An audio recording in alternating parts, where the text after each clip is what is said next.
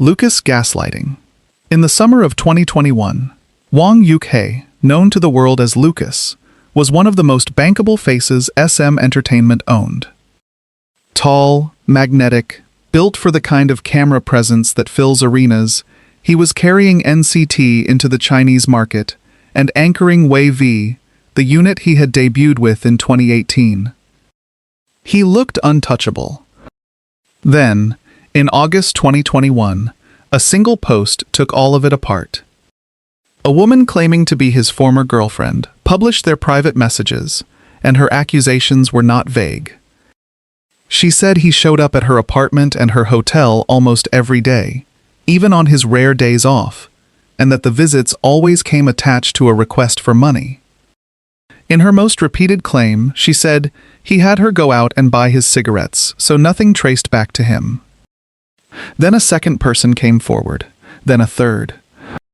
In the end, 4 more individuals stepped up, describing infidelity, manipulation, and a pattern of extravagant demands.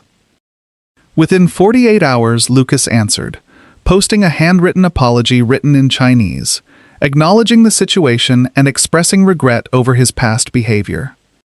It was the fastest part of the whole saga, because after that letter, he simply vanished. SM pulled him from everything. No comebacks. No variety appearances. No WayV. Just silence, and it stretched on far longer than anyone expected. For nearly 2 years, he existed only as a rumor, occasionally posting clips of himself dancing in an empty practice room, teasing a return that never arrived. Then, on May 9, 2023, both Lucas and SM released statements. He was leaving NCT and WayV. In his farewell, he wrote that it had been nearly 8 years since he first joined the members, and asked to be remembered by his birth name, Huang Shuxi, rather than the stage name that had just been dismantled. He was gone from the group, but not from the industry. In February 2024, he opened his own channel and released a 2-part documentary titled Freeze, in which he referred to the entire scandal only as the incident. 2 months later, in April 2024, he launched a solo career with an extended play called Renegade. And this is why his name is still a fault line in fan arguments. Nothing in those allegations was ever tested in a courtroom. No lawsuit, no ruling, no verdict, just a handwritten letter and a 2-year disappearance. His supporters point to fans who insisted the screenshots were faked. His critics point to 5 separate people telling versions of the same story. In the end, as of April 24, 2026, Lucas's contract with SM Entertainment has expired. Taeyong bullying. Lee Taeyong is the leader of NCT, and, for a huge share of the fandom, its face, which is exactly why the same accusations resurface like clockwork every time the group has a comeback. His story is not clean. It is a knot that both his defenders and his detractors are convinced they have untied in their favor. It started in September 2019. Posts spread claiming that before his 2016 debut, Taeyong had taken part in bullying a middle school classmate. Screenshots surfaced. An old comment mocking a classmate's appearance resurfaced. There was even an accusation about a cruel line written in a graduation yearbook. On September 19, 2019, SM responded, saying they had checked his school records and found no disciplinary action against him, and that his parents had never once been called in over any such incident. But the company statement did not close it, because Taeyong then did the thing companies usually advise against. He apologized. In October 2019, he met one of the classmates in person to apologize for mocking their appearance. And there was more underneath. Before any of the bullying talk, there was an older stain. Pre-debut accusations that a teenage Taeyong had run scams through online trading sites, taking money for deals he never honored. He had apologized for that one too, years earlier. So by 2019, the public was staring at a leader with a genuinely messy paper trail, and the outrage snowballed. Petitions circulated demanding his removal. Hashtags trended telling him to leave. Then, in June 2020, the whole thing turned over. On June 24, 2020, the outlet Dispatch, the publication feared across the industry for its receipts, published a report that gutted the case against him. It revealed that the main informant had doctored evidence, including manipulated screenshots edited to make it look as though Taeyong had coldly ignored the victim, when in reality, he had stayed in contact and tried to make amends. The narrative that nearly ended his career was, in large part, forged. Depending on which screenshot you saw and which year you saw it in, Taeyong is either a bully his company shielded or the target of one of the most elaborate smear jobs in third-generation K-pop. Both camps have proof. Neither camp is moving. Johnny and Haechan, before we continue, subscribe, because this next one wiped a chunk off a publicly traded company's value in a single afternoon. On June 3, 2024, a rumor surfaced on Japanese social media that would drag two members, a Super Junior veteran and a stock ticker, into the same headline. It began with an account on the platform X, one reportedly belonging to a figure in the Japanese nightlife industry who connected women to host bars and wealthy clients. The account claimed that during a recent NCT 127 trip to Tokyo, Johnny and Haechan had spent a private night with three women who worked as cabaret hostesses. Attached was the so-called evidence, photographs of women posing with hotel keycards, a shot of a room said to hold 5 people drinking and smoking, and one blurry image supposedly showing the two idols entering a hotel, in which not a single face is actually identifiable. The claims did not stay contained. They escalated into allegations of prostitution and drug use, and then a third name got pulled in when netizens accused Super Junior's Haechan of arranging the meeting, pointing to an old post from one of the women. On June 4, 2024, SM released a statement, calling the rumors of prostitution, drugs, and indecent conduct completely false, and labeling them criminal acts that defamed their artists. The company threatened legal action. Haechan handled his part himself, telling a fan through a messaging platform that he had never once met, eaten, or drunk with those juniors outside of work. And then, nothing? No confirmation, no proof, no follow-up bombshell. The photographs stayed blurry. The women's claims stayed unverifiable. The whole thing dissolved back into the fog it came from, leaving behind a denial, a dented stock price, and a rumor that anti-fans still reach for whenever they need ammunition. Winwin's exile, Dong Si-cheng, known as Winwin, debuted in NCT 127 on July 7, 2016, one of the youngest and most heavily marketed members of the original lineup. Fans adored him. The members, by every account, adored him. And then the company quietly moved him out in a way so cold it became a case study in how not to treat an artist. In January 2019, Winwin's activities with NCT 127 were suspended, as he was folded into WayV, SM's new China-based unit. On paper it read as a promotion. In practice, fans describe it as a forced withdrawal, and what stung most was the handling. The removal was mentioned in a few lines, one-sidedly, the day before a comeback. Winwin was never given the chance to explain it himself or to say a proper goodbye to the fans who had followed him from the start. He was simply gone from the Korean group, reassigned, and expected to smile through it. The pattern only repeated. By May 2024, when WayV prepared a comeback of their own, the label announced that Winwin would not be included, citing his filming schedule in China. This time the anger came from the opposite direction. Chinese fans on Weibo turned on him, accusing him of caring only about his acting and fashion work, and abandoning the group, with some demanding he leave outright. He was now the villain in two fandoms at once, for the crime of being pulled in two directions by the same company doing the pulling. By 2026, with his contract reportedly winding down, and nearly all of his work run out of China and outside SM's control, the speculation hardened into a conclusion. Winwin was cutting ties for good. On July 8, 2026, SM announced on Weverse that Winwin has agreed to conclude his exclusive contract. No matter how we look at it, it seems like a more gentle repeat of EXO, where by the end of NCT's run, only a few Korean members will be left. Yuta anti-Korea, Nakamoto Yuta, is one of the most prominent Japanese idols in K-pop, a founding member of NCT 127 since its 2016 debut, and, for years, the bridge between the group and its enormous Japanese fanbase. That exact position is what makes his recurring problems so combustible, because twice now, Yuta has landed in the middle of the most sensitive fault line in the region, the history between Japan and Korea. The first flashpoint came in July 2020.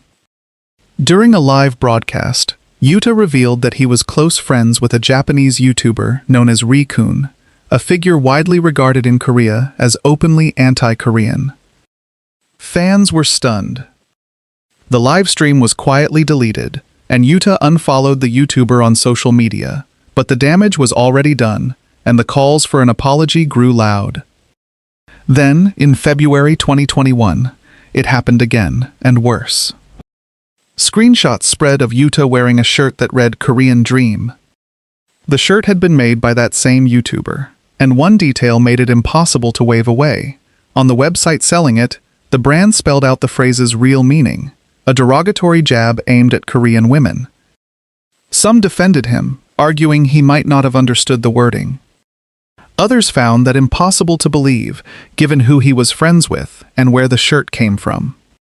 Many simply called it his second offense, and told him to leave the group and go home.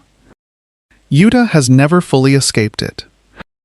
He is a Japanese man fronting a Korean product, and every time cultural tension between the two countries flares, his old choices get dragged back into the light. Jaehyun e Taiwan. In the spring of 2020, the entire planet was locked indoors, and South Korea was being held up as the global model for containing a pandemic, which is precisely why what Jung Jaehyun did next blew up the way it did. On the night of April 25, 2020, running into the early hours of April 26, Jaehyun went out in the Seoul nightlife district of Itaewon, and he was not alone. With him were three other high-profile idols, BTS's Jungkook, Astro's Cha Eun-woo, and Seventeen's Mingyu. Together, they hit a restaurant and two bars during a period when the government was explicitly urging everyone to stay home. The timing could not have been worse. Days later, a confirmed patient was traced to Itaewon's clubs, and health authorities requested that anyone who had been in the area between April 24th and May 6th self-isolate immediately. Jaehyun had walked, unknowingly, into what became one of Seoul's most watched outbreak zones. On May 18, 2020, Dispatch reported the outing, and all four agencies confirmed it. Jaehyun tested negative. But a clean test did nothing for the optics of a beloved idol partying through a national emergency. He posted a handwritten note of apology, admitting he had been careless and thoughtless while everyone else was sacrificing, and promising to weigh his every move more carefully going forward. If you have made it this far, subscribe, because the next two names are the ones most people actually clicked this video for, and the first of them is the reason a member is no longer allowed to say the letters NCT out loud. Taeil assault. For 8 years, Moon Taeil was the steady one. The main vocalist of NCT 127, the oldest of the group, the reliable voice fans trusted to carry the high notes while the younger members sold the fantasy.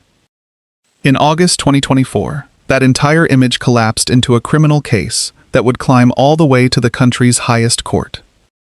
On June 13, 2024, in the Itaewon district of Seoul, Taeil and two other men encountered a heavily intoxicated woman, a Chinese tourist, at a bar. The three men took her by taxi to a residence, and there, while she was unconscious and physically unable to resist, they assaulted her. Under Korean law, this falls into an aggravated category, the kind reserved for cases where two or more perpetrators attack a victim who cannot defend herself. It is one of the gravest classifications the system has. The fallout was immediate. On August 28, 2024, SM Entertainment announced he was being removed from NCT, stating he was cooperating with a police investigation into a serious criminal case. That October, the company terminated his contract entirely.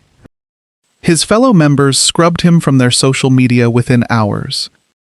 He was erased from the group as though he had never been in it. Then the legal machine turned. He was indicted, and on June 18, 2025, Taeil and his two co-defendants, identified only by the surnames Lee and Hong, stood before the Seoul Central District Court and pleaded guilty. Prosecutors asked for 7 years each. Then came the number that set off the outrage.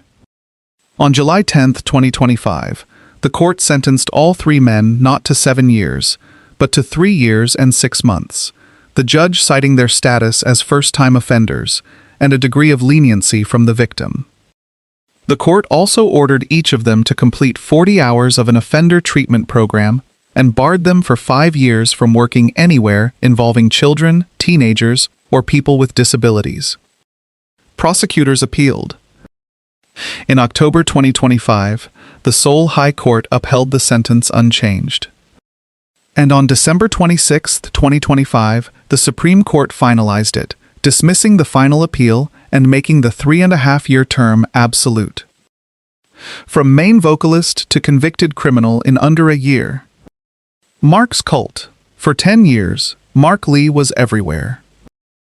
The Korean-Canadian who joined SM Entertainment as a trainee in 2012 debuted in April 2016 and then did something almost nobody else in the system managed. He was in nearly all of it at once. NCT U. NCT 127. The leader of NCT Dream. The supergroup SuperM. So when he finally left, fans did not rage. They thanked him. On April 2, 2026, Mark posted a handwritten letter. Here's the full English translation from Soopmi. The next day, April 3, 2026, SM confirmed it. His contract would conclude on April 8th, and he would end all activity as a member of NCT. The reaction was pure gratitude. Everyone agreed it was deserved. And then the double takes began, and they did not stop. The first was the direction he walked in. 2 months after leaving, in June 2026, Mark launched a one-person agency called Upper Room, and the branding was not subtle. The name is lifted straight from Scripture. Its launch trailer was built around a passage from the Gospel of Mark, chapter 14, verses 12 to 15. His solo album from April 2025 had already been titled The First Fruit, another term straight out of the Bible, and it went on to top Billboard's year-end list of the best K-pop albums of the year. Fans, being fans, started rereading everything. The cross spotted at his listening party, the letter about chasing a long-held dream, the fact that he is the son of a pastor. The affectionate theory that he had simply found his faith curdled, in some corners, into a colder question. Was this devotion, or was it something closer to the cult stories this genre knows too well? Nobody had an answer. The question alone was enough. The second double take was uglier, and not a theory at all. In late June 2026, photographs spread of Mark wearing a shirt bearing the Confederate flag, giving a thumbs up. For a symbol tied to American slavery and white supremacy, worn by an artist who grew up in the West, in Canada, north of the border, it was vintage, was never going to hold. His agency apologized, calling it a wardrobe piece they had tried to keep out of official content. The apology only pushed the photo further. The third was the internet, doing what the internet does. As his new life looked increasingly domestic, religious, and quiet, a meme took hold recasting him as having left stardom to become a stay-at-home partner to his own manager, complete with dating rumors about the two of them. None of it is confirmed. Fans noticed that one of Mark's closest managers at Upper Room, a man named David Lee, still follows Taeil on Instagram, the same convicted Taeil whose case had closed only months earlier. The comments turned in an instant. If Mark's inner circle still quietly kept ties to him, what did that say about the clean, wholesome new chapter he was selling? In a matter of weeks, the most beloved farewell NCT had ever produced became its most dissected. The soul of the group is now soul-searching, hopefully in the right direction.